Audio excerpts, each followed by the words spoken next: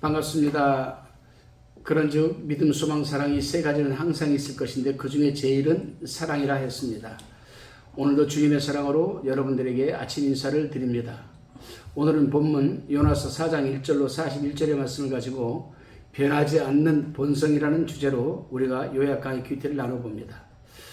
이제 요나서도 오늘로서 마지막 장이 되었습니다. 내일부터는 우리가 미가서를 요약 강의 큐티로 나누도록 하겠습니다. 먼저 본문 1절을 봉독해 봅니다. 요나가 심히 싫어하고 노하여 라고 했습니다. 여러분, 요나가 심히 싫어하고 노하여, 무엇을 싫어하고 무엇을 노하였습니까? 여러분, 니느웨 백성이 회개하고 겸손히 낮아지자 하나님께서 용서하시고 재앙을 내리지 않으시자 요나가 심히 싫어했습니다. 하나님의 용서와 역사가 나타날 때에는 당연히 기뻐해야 함에도 불구하고 요나는 도리어 싫어하고 노했습니다. 사명자로서의 여러분, 이 자질과 자세가 지금 뭔가 잘못되어 있죠. 그렇습니다. 여러분, 사명자가 열심히 전하고 가르치고 헌신했음에도 불구하고 자기의 뜻대로 되지 않을 때가 있습니다. 저 역시 그렇습니다. 그러나 중요한 것은 자기를 나타내고 자기를 높이고 세우려고 하지 말고 하나님의 일을 세워나가는 것이 가장 중요한 부분입니다. 저도 일을 하면서 안 될 때는 인본주의적인 방법을 저도 사용해 본 적이 있습니다만 하나님은 절대로 여러분 당신이 쓰시는 사명자들에게는 인본주의적인 방법을 통과시키지 않습니다. 패스하게 하지 않아요. not pass. 하나님은 딱 막으십니다. 우리는 이런 요나의 모습을 보면서 인간의 본성은 역시 변하지 않는다는 생각이 들었습니다. 아무리 믿음이 좋은 사람이라고 해도 겉으로 드러내지 않아서 그렇지 본성은 어쩔 수가 없는 것이 우리 인간의 본성입니다. 그러기에 우리가 온전히 구원을 받기까지 우리에게는 하나님의 은혜와 주님의 사랑하심과 성령의 인도하심으로 성화의 과정이 필요한 것이고 또 성화의 과정을 거쳐가야 되는 겁니다. 그런데 많은 사람들은 목사가 되면 다 된 줄 알고 신학 공부하면 다 끝난 줄 알고 장로가 되면 다 되는 줄 알고 목사가 되면 다 되는 줄 알고 박사가 되면 다 되는 줄 알고 그렇게 생각을 하다 보니까 자기의 생각, 살아온 삶의 경험, 배운 지식, 지혜 이런 자기 자아가 여러분 강해지다 보니까 하나님의 뜻보다는 자기의 뜻이 앞서게 되는 것이죠. 여기에 플러스 알파 해서 자기가 나라를 사랑한다고 하면은 애국자라고 한다면 더욱더 자기 여러분 자아가 강해지는 겁니다. 우리나라에도 몇몇의 목사들이 애국자라고 하면서 사명자의 본질과 자세는 뒤로 하고 세상적인 것에 온 힘을 다하여 살아가다 보니까 여러분 부작용들이 많이 나는 것이죠. 여러분들은 어떻습니까? 한번 곰곰이 돌아보시기를 바랍니다. 다시금 본문 2절로 3절까지를 우리가 봉독해 봅니다. 여호와께서 기도하여 가로되 여호와께 기도하여 가로되 여호와여 내가 고국에 있을 때 이러하겠다라고 말씀하지 아니하였나이까. 그러므로 내가 빨리 다스시로 도망하였사오니 주께서는 은혜로우시며 자비로우시며 노하기를 더디하시며 인애가 크시사 뜻을 돌이켜 재앙을 내리지 아니하시는 하나님인 줄을 알았음이니이다. 3절에 여호와여 원컨대 이제 내 생명을 취하소서 사는 것보다 죽는 것이 내게 나음이니이다. 자, 여러분 이 말씀을 읽으면서 여러분 어떤 생각이 듭니까? 본문에 보면 요나가 기도하는 내용이죠. 당연히. 하지만 이 기도 내용은 잘못돼도 보통 잘못된 기도가 아닙니다. 사명자의 입에서 어째 이러한 기도가 나올 수 있는 것인지 한번 그 이유가 무엇인지 한번 생각을 해봐야 됩니다. 요나가 하나님을 은혜로우시며 자비로우시며 노하기를 더디하시는 인애가 크시사 뜻을 돌이켜 재앙을 내리지 아니하시는 분으로 알았으니 사명자로서 신앙은 갖추어져 있었습니다. 그러나 신앙은 갖추어져 있지만 하나님께서 뜻을 돌이켜 니느웨 백성들에게 재앙을 내리지 아니한 일에 대해서는 자신이 죽고 싶을 만큼 불만이 컸습니다. 이것은 사명자로서의 신앙이 아니라 자세가 잘못된 것이라 할 수 있지. 아무리 신앙과 신학이 바로 세워졌어도 마음과 자세가 잘못되었다면 사명자로서의 자격이 미달되는 겁니다. 여러분. 오늘날도 많은 주의 종들이 심지어 신학대학, 대학원 교수들이 신학은 잘 되어 있습니다. 신앙도 잘 되어 있습니다. 근데 그 마음과 자세가 잘못되어져 가지고 여러분 버그가 일어나는 것이 한두 가지가 아니죠. 요나가 신앙과 신학은 바로 세워졌는데 영혼을 사랑하는 마음과 자세는 미흡하였던 겁니다. 여러분. 우리 예수님은 신학 공부하지 않으셨습니다. 제자들도 신학 공부하지 않았습니다. 무슨 말이냐? 신앙과 신학보다는 우선 하나님의 사람으로서 사명자로서 기본적으로 갖추어져 있어야 할 스탠스는 영혼을 사랑하는 겁니다. 여러분. 죽어가는 영혼을 하나님의 품으로 인도해 드리는 그 스탠스가 바로 세워졌고 그 바로 세워진 그 스탠스 위에 우리가 신학과 신앙을 세워나가야 되는 겁니다. 오늘날도 우리 주변에는 머리로는 성경적 지식이 가득 차 있는데 마음과 행함은 차라리 불신자보다도 못한 사람이 많이 있습니다. 우리는 바른 신학을 토대로 해서 영혼을 사랑하고 그 영혼을 사랑하는 열매를 맺는 것이 굉장히 중요하다는 것을 지금 우리는 본문에서 알 수가 있습니다. 여러분, 요나서가 굉장히 깊은 말씀입니다. 여러분, 다시 5절을 봉독해 봅니다. 요나가 성에서 나가서 그 성 동편에 앉되 거기서 자기를 위해 초막을 짓고 그 그늘 아래 앉아서 성읍이 어떻게 되는 것을 보려 하니라.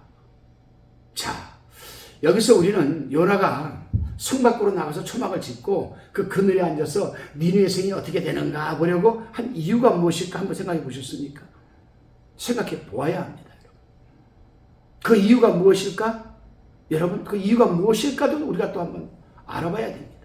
첫째, 하나님께서 40일 후에 니느웨 성이 무너질 것 같기도 하고 하나님께 부르짖는 니느웨 백성을 용서해 주실 것 같기도 하였기 때문에 그는 지켜보고 있었던 겁니다.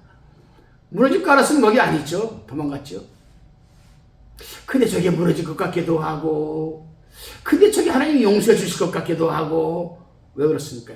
아까 위에서 말씀드린 대로 여러분, 이 신앙의 스탠스가 지금 안 맞는 거예요. 신앙의 스탠스가. 이 신앙의 중심이 지금 흔들리는 거죠. 한마디로 어떤 스탠스가 안 맞는가? 하나님 중심과 하나님의 뜻을 가지고 스탠스를 써야 되는데 하나님의 중심과 하나님의 뜻이 아니라 자기 중심적인 스탠스로 서 있기 때문에 지금 흔들리는 거죠. 혼란스러운 거죠. 하나님의 뜻을 온전히 이해하지를 못하고 혼란한 겁니다. 그렇습니다, 여러분. 자기 중심적인 사람은 성령의 인도하심과 계시함을 분별할 수 없기 때문에 혼란스러워질 수밖에 없습니다, 여러분. 자기 자신도 못 믿어지는 거예요, 나중에는. 다시 본문 6절에서 11절까지를 우리가 살펴봅니다.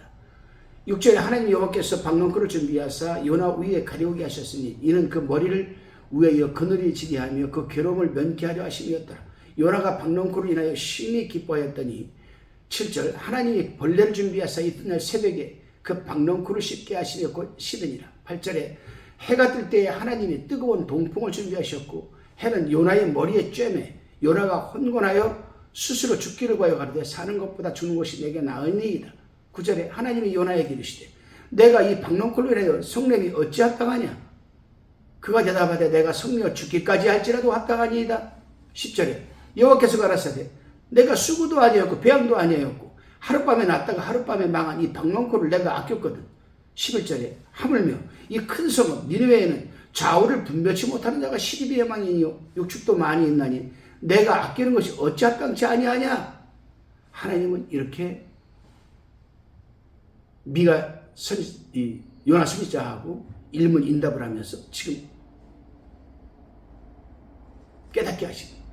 이제 하나님께서는 박넝쿨을 통하여 사명자로서의 잘못된 마음과 자세에 대하여 실물 교수를 지금 하고 있습니다. 박넝쿨은 잎사귀가 크고 입이 많은 식물로서 빨리빨리 자라는 그런 식물입니다. 여러분. 하나님께서는 그런 박넝쿨을 준비하셔서 뜨거운 더위로 인하여 괴로워하는 이 요나를 서늘하게 해주시니까 요나가 기뻐했다라고 기록하고 있습니다. 여기서 우리는 요나가 하나님께 감사하는 모습을 보이지 않는 모습을 알 수가 있습니다. 더위를 피해서 기뻐하기보다는 더위를 피할 수 있는 환경을 준비해 주신 하나님께 감사해야 하는 이 부분, 이것이 바로 사명자로서의 행동적 양식이 부실한 사람들에게 나타나는 현상입니다. 여러분. 계속해서 7절 8절을 살펴봅니다. 하나님께서는 이제 그런 요나를 다시금 깨닫게 하시기 위해서 벌레를 보내 박넝쿨을 씹게 하시니까 박넝쿨 입이 금방 시들고 말았고, 해가 뜰 때 하나님이 뜨거운 동풍을 불게 하셔서 요나의 머리에 햇빛이 요나의 머리에 내쬐면 요나가 너무 힘들어하면서 하나님에게 사는 것보다 죽는 것이 낫다라고 지금 하소연 하고 있습니다. 여러분. 그러자 하나님께서 요나에게 박넝쿨 심은 교수를 통하여 이런 얘기를 합니다. 내가 이 박넝쿨로 인하여 성령이 어찌합당하냐 이놈아. 이게 요나에게 묻습니다. 이놈아라는 말은 없습니다. 제가 지금 말씀드리다 보니까 나온 겁니다. 그러자 요나는 내가 성내어서 화가 나서 죽기까지 할지라도 난 합당합니다. 너무 힘들어 죽겠습니다. 하나님. 이런 식이죠. 그렇습니다, 여러분. 만약 요나가 박넝쿨을 준비해 주신 하나님께 감사하는 마음을 가졌다면 아마 환경이 또 달라졌을지도 모릅니다. 박넝쿨 하나 감사하지 못하는 심령이 어찌 영혼을 사랑하는 마음이 있겠습니까, 여러분? 그렇지요. 이 잎사귀 박넝쿨 하나 사랑하지 못하는데 자기가 햇빛 때문에 죽을 지경입니다. 그런데 하나님께서 이 박넝쿨을 가져가 만들어서 보이게 하셔서 주셔서 이걸로 머리를 가리게 해서 시원하게 해서 참 기뻐했습니다. 그 하나님한테 하나님이 박넝쿨을 준비해 주셔서 감사합니다. 이 감사 하나 없는데 어찌 여러분 죽어가는 영혼을 사랑하는 마음이 있겠느냐 이 말이에요. 하나님은 이걸 지금 교훈하시는 겁니다. 그래서 하나님께서는 요나에게 깨달으라고 말씀하십니다. 요나야, 내가 수고도 아니하였지 않느냐. 네가 이거 박넝쿨 배양도 아니하였지 않느냐. 하룻밤에 났다가 하룻밤에 이 망한 이 박넝쿨을 네가 아꼈거든. 하물며 이 큰 성읍 니느웨에는 좌우를 분별하지 못하는 자가 12만여 명이요 육축도 많이 있다. 내가 아끼는 것이 어찌 합당치 아니하냐? 라고 야단을 치십니다. 결국 요나는 사명자로서 니느웨 성의 많은 사람과 육축을 박넝쿨 하나보다 못하게 여기는 꼴이 되고 말았습니다. 여러분. 오늘날 우리 사명자들이 이거 분명히 들어야 할 말씀입니다. 오늘날 우리의 주의 종들이 분명히 들어야 할 메시지입니다. 여러분. 많은 영혼이 살고 죽는 데에는 관심이 없고 생각하지도 않고 극도의 여러분 이기주의적인 물질과 여러분 이 격권과 세력에만 빠져있는 주의 종들이 반드시 여러분 들어야 할 말씀입니다. 우리 주의 종 사명자들은요, 격권과 물질과 세력보다는 죽어가는 한 영혼을 살리는데 그 중심에 서 있어야 하는 것이 바로 여러분 사명자 아니겠습니까, 여러분? 그렇습니다. 우리 성도들도 마찬가지입니다. 우리 성도들은 마음을 넓게 열어서 언제나 하나님 중심으로 생각하고 원수까지도 진정으로 사랑하는 마음과 자세와 행함으로 영혼을 살리는 삶을 살아내야 하는 겁니다. 여러분. 오늘 하루도 여러분들이 어떤 자기중심적이고 또 애국적인 마음을 가지고 하나님에게 나의 어떤 그 어려움과 고난과 고통을 토로하기보다는 즉 요만한 감사를 하지 못하는 내 자신이 어떻게 저 영혼을 사랑하는 내가 마음을 가질 수 있을까에 여러분 포커스를 맞춰보시기 바랍니다. 그 스탠스에 여러분들이 서 있을 때에 하나님께서는 여러분을 저 큰 니느웨 성에 가라는 음성을 들을 수가 있고 나를 보내셔서 내가 여기 있나이다 이사야 선지자의 여러분 고백을 할 수가 있는 줄로 믿습니다. 오늘 하루가 그 하루가 되시기를 주님의 이름으로 축원합니다.